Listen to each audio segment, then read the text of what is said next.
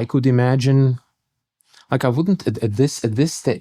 It's more like I wouldn't even call it a scaling. I would say, hey, like what are you doing, and is the thing you are doing the most productive thing you could be doing? Yeah. Can you find a more productive way of using your compute? We've discussed the value function business earlier, and maybe once people get good at value functions, they will be using their resources more productively.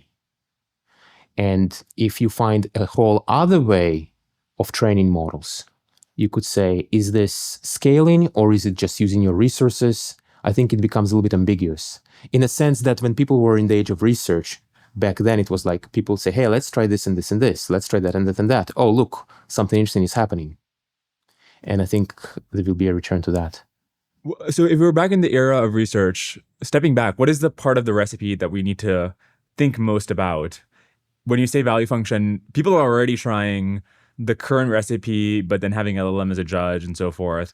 You could say that's a value function, but it sounds like you have something much more fundamental in mind. Do we need to go back to, should we even rethink pre-training at all and not just add more steps to the end of that process? Yeah. So the discussion about value function, I think it was interesting.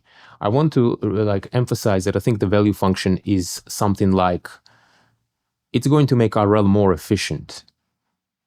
And I think that makes a difference. But I think that anything you can do with a value function, you can do without, just more slowly.